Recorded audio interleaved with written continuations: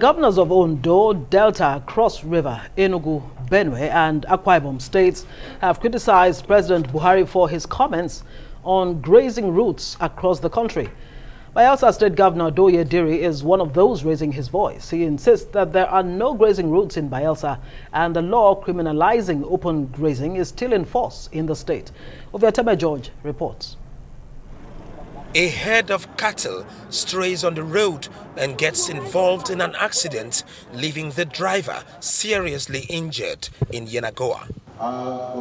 Such disturbing scenes are no more seen in the city with the signing of the Livestock Breeding, Rearing and Marketing Regulation Bill 2021 into law by Governor Doye Diri on the 10th of March.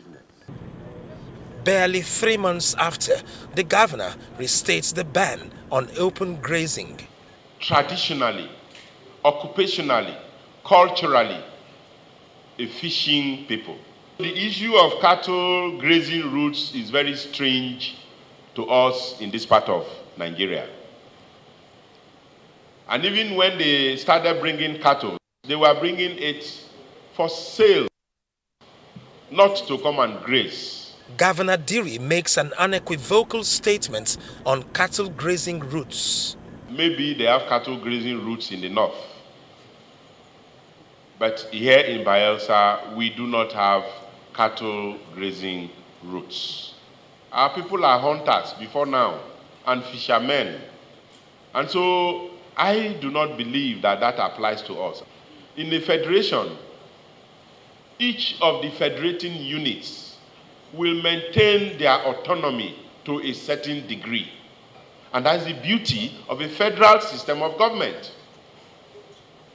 I don't want us to believe that we are running a unitary system of government, that everything is centralized, and that cattle grazing routes are here in Bayelsa State. 1,000 times no. 17 governors of the South had, on the 11th of May, taken a stand against open grazing in Nigeria. Ovietime George, Arise News. Well, let's bring in Kabiru Shittu, the former chairman of the Committee on Management and Control of Cattle Ranches in Bayelsa State. Glad to have you join us, Kabiru. We were just discussing a while ago, and you were some people said the rhetoric we're getting from some of our leaders don't seem like the rhetoric that of people who want a solution, a middle point. But you were talking about when you were chairman over there in Bayelsa, there was not one conflict. Can you throw light on that? Thank you. I think what is happening now is about the scarce resources, and that everybody is juggling for. We're a population of 200 million, and there are little resources. I think that's what this conflict is personal, and for us as a country and as people, is we are must as quickly as possible find solution to all this. If you are talking of Mr. President giving order, he has done enough by saying, shoot at sight if you see anybody with AK-47. He did not even see any tribe. Whoever you see with AK-47, that should have resolved that Mr. President has took step to say no to these bandits or whatever. Yeah. Now again, we must now find solution. Governor Seriaki Dixon find this type of problem in 2016 and invited us and appoint me as chairman of cattle ranch there. That's control and management, and we put up committee of the commissioner of police, with the commandant, SSS director, the commandant of NSI, Nigerian Security, and then all other youth leader and the traditional ruler of the Bayelsa State, the vice chairman of Traditional Ruler Council, become my vice. And for the 3-4 years we were there, we make sure that there is no conflict. Because as soon as a conflict wants to arise, we put everybody into town hall. There's information from a point to another. The youth, if they hear anything, they quickly alert the committee, and the committee takes steps. Yeah. That is how we come. And now, okay. So in this case now, because this has become a national issue, it's not just, you know, in Bayelsa where you were, you know, head there. Respected lawyer and human rights activist Falano has actually advised the president to promote ranching instead of trying to revive grazing routes. We don't have enough time for you to tell us about, you know, how it really used to be. Some have said it was restricted mostly to the northern part of the country and not the rest of the country. What exactly is that template that you think is the way forward in a sustainable manner? If you are talking of, we have grazing reserve. And in this grazing reserve, we have over 417 in this country.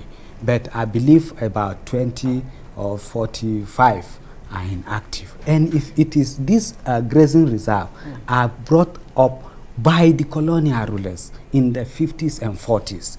And by the time 1963, you find out Sardona in the north brought up Wase and Jeba, and then you see that Azikwe bring up this Obudu ranch, which all are created by the white men, but they now concentrate. And even Chief Obafemi Awolowo brought up the Akunu in I think Ekiti Ondo State, one of the state there.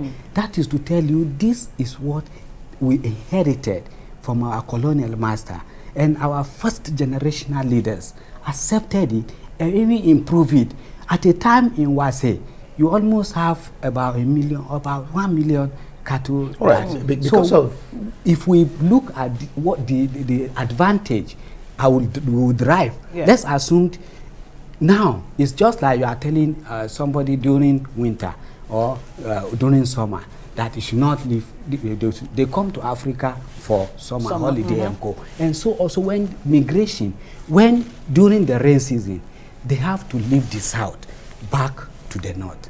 And during the dry season, they have to go back to somewhere like Benue. In Benue, if I'm the governor of Benue, what I would do is to put up by those riverine, put up grasses, put up all incentives, and charge for money. It's money that we are throwing away and fighting on. Because they could make billions of dollars. Let me just ask you, providing legumes for the cattle. Let me just ask you this under 1 minute. Deal with this issue.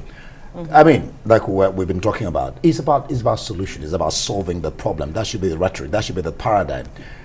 How can the nation rein in these ultimatums from sectional groups across the nation? One just gave an ultimatum to the people to the governor of Delta State within 72 hours, return grazing, otherwise will attack.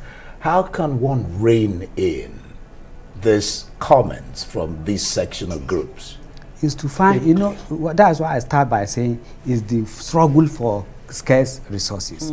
And then we as a country must now look at how do we derive advantages from all this. Economic advantages. Economic advantage, instead of fighting and conflicting over what will help. Botswana are only feeding from cattle issues. And we have it in abundance. You have an area that you have the rain season, which is grass. You have, if you look at elephant grass, let me come to look. If you look at elephant grass wasting in the south, the Bayelsa, the rivers, is wasting there. So if you can cooperate our youth to come together and then put up these grasses as legume for the cow.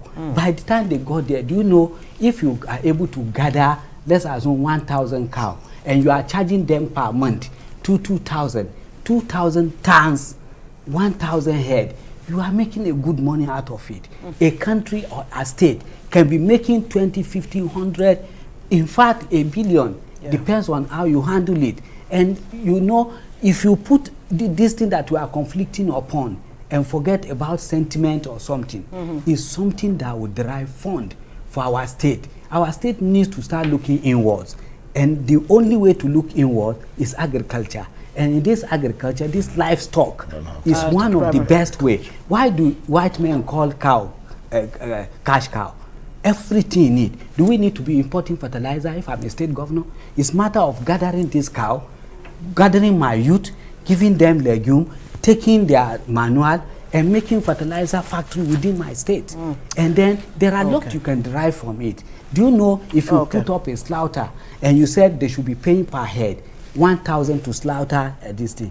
A statistic of a state like Lagos will be slaughtering nothing less than 500 cow per day. Wow, if you are getting those money, of this, but yeah, we'll stop there. we'll need to bring you back, definitely. Alhaji Kabiru Shittu, thank you so much.